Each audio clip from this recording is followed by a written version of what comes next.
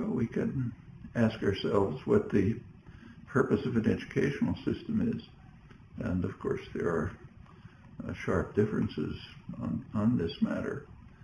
There's the traditional an interpretation that comes from the Enlightenment, which holds that the highest goal in life is to inquire and create, to search the riches of the past, try to internalize the parts of them that are significant to you, carry that quest for understanding further in your own way. Purpose of education, from that point of view, is just to help people determine how to learn on their own. It's you, the learner, who is going to achieve in the course of education, and it's really up to you what you'll master, where you'll go, how you'll use it, how you'll go on to produce something new and exciting for yourself, maybe for others. That's one concept of education. The other concept is essentially indoctrination. People have the idea that from childhood, young people have to be placed into a framework in which they'll follow orders, accept existing frameworks, not challenge, and so on. And this is often quite explicit. So, for example, after the activism of the 1960s, there was great concern across much of the educated spectrum that young people were just getting too free and independent, that the country was becoming too democratic, and so on. And in fact, there's an important study on what's called the crisis of democracy, too much democracy, arguing that claiming that there are certain institutions responsible for the indoctrination of the young, it's their phrase, and they're not doing their job properly. That's schools, universities, churches.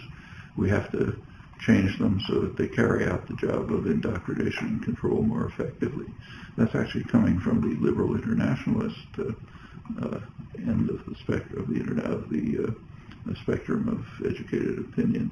And in fact, since that time, there have been many measures taken to try to turn the educational system towards more control, more indoctrination, more vocational training, imposing a debt which traps students, young people, into a life of conformity and so on. That's the exact opposite of what I referred to as the tradition that comes out of the Enlightenment.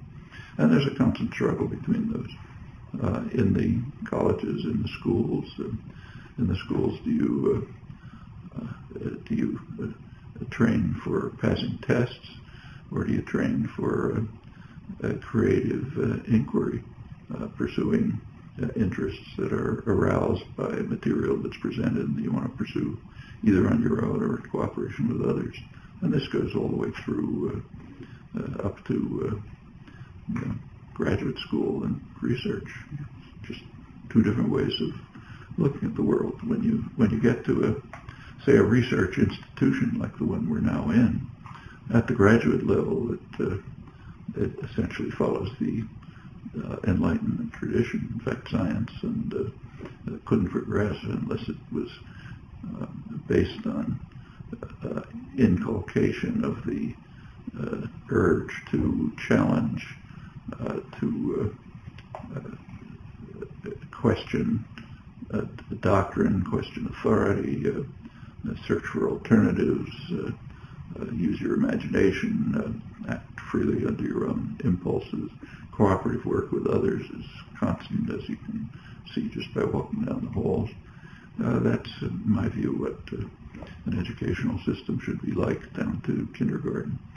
But there's certainly are powerful structures in the society which would prefer people to be indoctrinated, conform, not ask too many questions, be obedient, fulfill the roles that are assigned to you, and don't try to shake systems of power and authority.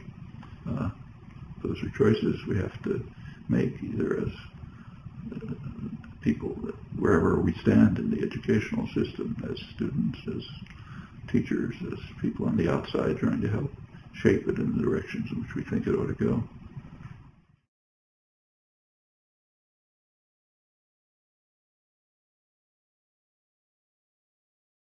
Yes,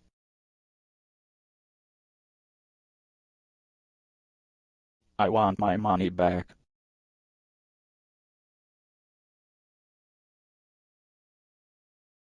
Me too.